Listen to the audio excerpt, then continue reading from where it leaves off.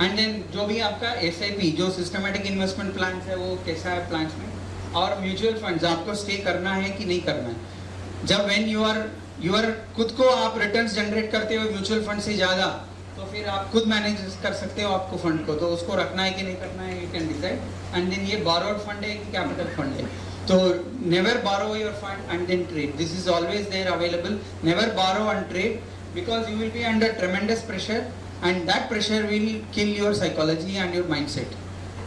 जितना भी हो कम पैसे हो तो कम पैसे से खुद का पैसे से कर लीजिए। Then risk management, again percentage rule for each trade, 1% rule तो हमने सीखा है यूनिवर्सिटी से, और लिमिट जो रिस्क है वो डेली रिस्क कितना, मंथली रिस्क कितना, क्वार्टरली और ये डिफाइन करना जरूरी है, so that you can define that risk and to that risk only you will play. अगर वो रिस्क से बाहर आ गया तो बंद। For example not because of risk, because of actually I am not a full time trader, मैं job करता हूँ, तो मुझे अगस्त सितंबर टाइम पीरियड में मुझे मेरा जॉब की वजह से मुझे trade I could not concentrate. I actually had hardly traded during those months. मैं नीलेश जी को भी बोला था, मैं नॉर्मल पोजीशंस भी नहीं ले रहा हूँ, पूरा एकदम पूरा पैसा वापस उन्होंने जो क्वार्टरली सेटलमेंट है तो पूरा वापस आ गया जो भी ट्रेडिंग अकाउंट में थे। So when you are able to concentrate, when you are able to do that, then only you get into that. And when you are not, आप समझ नहीं पा रहे तो मतलब you are not able to give time to the market, don't get into that. Stay away from that and then remove that one. So you fix this risks. Now market condition and mass sentiments. ये market conditions ये होते हैं, what is the trend, all these things we know in a broader sense, ये market conditions होते हैं कि what is the trend, uptrend, downtrend, sideways, then volatility. Normally when it comes to option selling, ये point में इधर specifically I want to say, when you are selling, this is one of the important selling secrets which I follow. I thought it's a secret which I should share with you.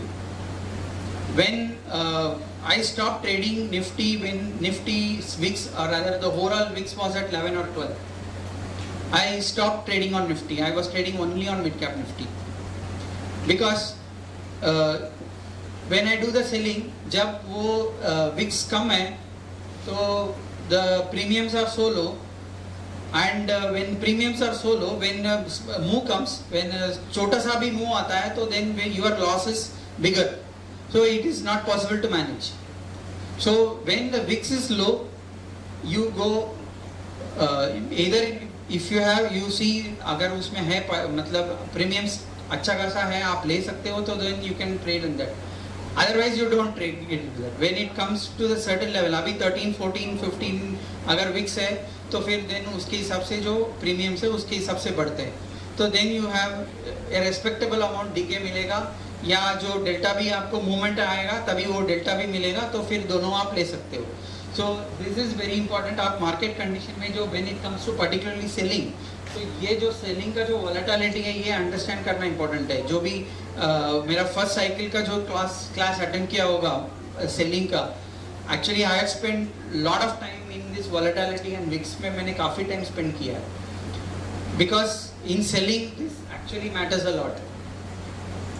क्योंकि when market increases, if you had sold, if you have bought, still you will you lose money.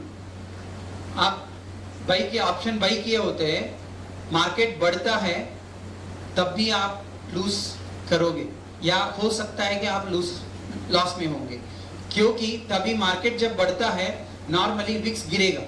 When VIX comes down the premium comes down. When you buy option premium has to go up, तभी आपको profit मिलेगा। But when the VIX comes down and the premium also comes down, आप जो 10 रुपए में खरीदे होंगे तो फिर आप मार्केट बढ़ने के बाद भी वो 10 रुपए में ही रहेगा। That is why for you to understand this VIX and market condition is important when you do selling. जो ग्रीक्स और सेलिंग में ये understanding is very important for market conditions and economic indicators. Similarly GDP growth, unemployment, inflation data and interest rates, ये सब जब data release होता है तभी कंडीशंस ऊपर नीचे जाता है और प्रॉब्लम्स आते हैं। तो ये सब आपको अंडरस्टैंड करके जो सेलिंग करना is important. when you sell, when the market, when the US का economic data release होता है, तभी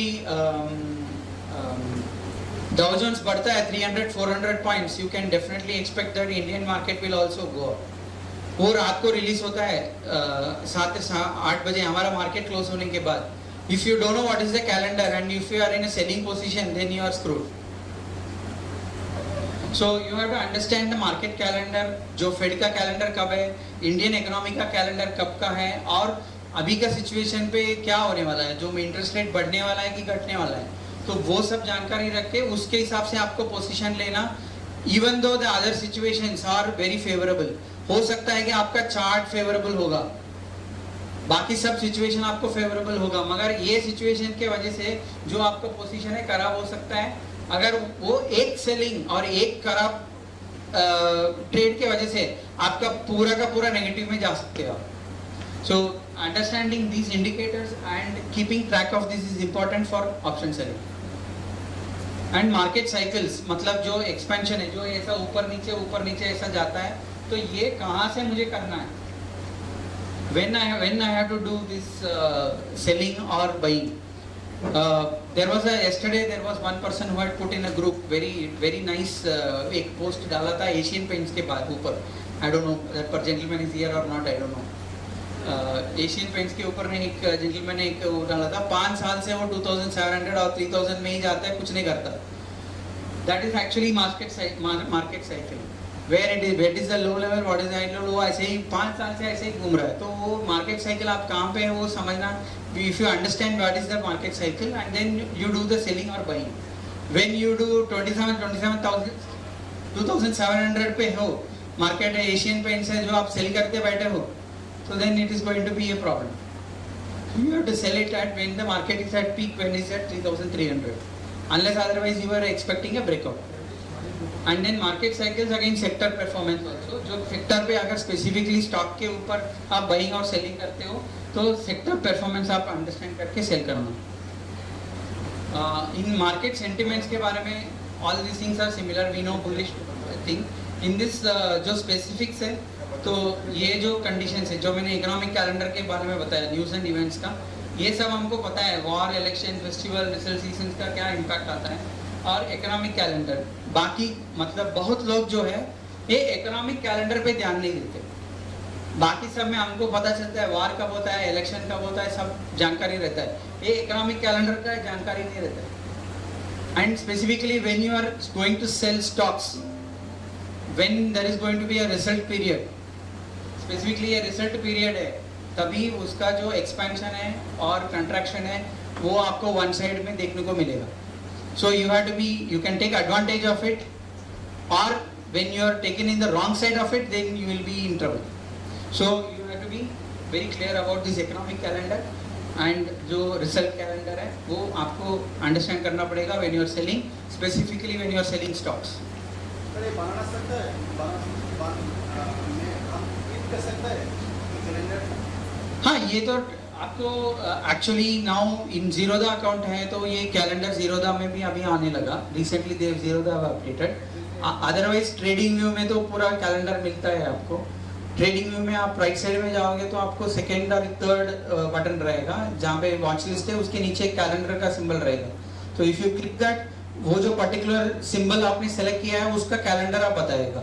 फॉर एग्जाम्पल आपने निफ्टी को चेक किया, निफ्टी का सिंबल ओपन किया, और जो राइट साइड पे जो सेकेंड कैलेंडर का सिंबल आपको क्लिक किया, तो वो ओवरऑल पे जो इंडियन इकोनॉमिक कैलेंडर का जो भी इवेंट्स है तो उसका आप बताते हैं. And there are many news feeds, websites जो भी है वो भी आपको ये जो इवेंट्स है उसके आपको फीड देते रहते हैं.